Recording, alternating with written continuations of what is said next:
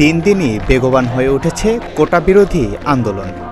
দাবি আদায় না হওয়া পর্যন্ত শিক্ষার্থীরা ক্লাস পরীক্ষায় ফিরতে নারাজ। আমাদের আন্দোলন যদি মেনে নেয়, আমরা যেটা চাচ্ছি আমাদের সংস্কার আন্দোলন যদি মেনে নেয়, তাহলে এটা খুবই স্বল্প সময়ে এই সমস্যাটার সমাধান হয়ে যাবে।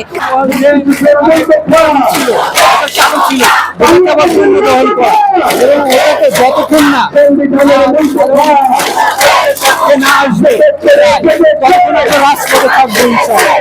আমাদের এই যুগে এসে নারী কোঠার প্রয়োজন নাই। মেধা দিয়ে যখন এইখানে আসতে পারছি, তো আমরা মেধা দিয়ে যে কোনো জায়গায় যেতে পারি। আমরা শুধু চাই মেধা মুক্তি পাক।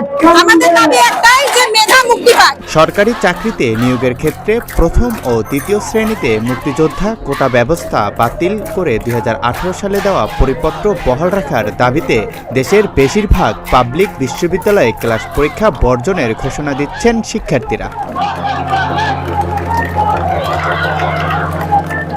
আন্দোলনের নেতাদের ডাকে কর্মসূচি বাস্তবায়নে ঐক্যবদ্ধ হচ্ছেন সারা দেশের শিক্ষার্থীরা।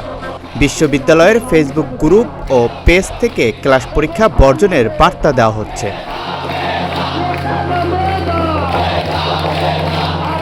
একদিকে বিশ্ববিদ্যালয়গুলোতে শিক্ষার্থীরা কোটা বিরোধী আন্দোলন চালিয়ে যাচ্ছেন, অন্যদিকে সর্বজনীন পেনশন সংক্রান্ত প্রত্যয় স্কিম বাতিলের দাবিতে কর্মবিরতিতে রয়েছেন সব বিশ্ববিদ্যালয়ের শিক্ষকরা।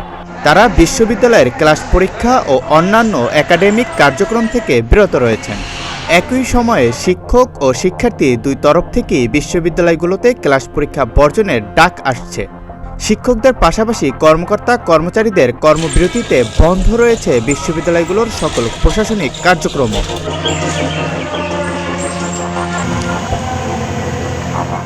জাবি, জবি, রাবি, চবি, ইবি সহ অন্যান্য বিশ্ববিদ্যালয়ের বিভিন্ন বিভাগ থেকে ক্লাস বর্জনের ঘোষণা এসেছে। যশোর বিজ্ঞান ও প্রযুক্তি বিশ্ববিদ্যালয়ে আগামী 7 দিনের ক্লাস পরীক্ষা বর্জনের ঘোষণা দিয়েছেন আন্দোলনকারী শিক্ষার্থীরা। জগন্নাথ বিশ্ববিদ্যালয়ের বিভিন্ন বিভাগের 66টি ব্যাচের শিক্ষার্থীরা ক্লাস পরীক্ষা বর্জনের ঘোষণা করেছেন।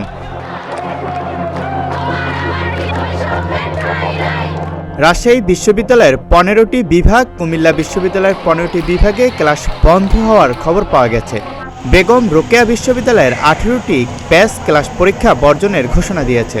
খুলনা বিশ্ববিদ্যালয়ের শিক্ষার্থীরা আন্দোলন চালিয়ে গেলেও এখনও ক্লাস পরীক্ষা বর্জনের সিদ্ধান্ত গ্রহণ করেনি।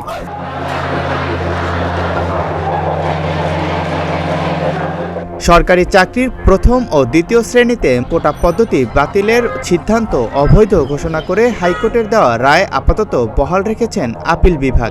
একই সাথে পূর্ণাঙ্গ রায় প্রকাশ হলে রাষ্ট্রপক্ষকে নিয়মিত আপিল করতে বলেছেন আদালত। জাকারিয়া রবিউল, প্রতিদিনের বাংলাদেশ।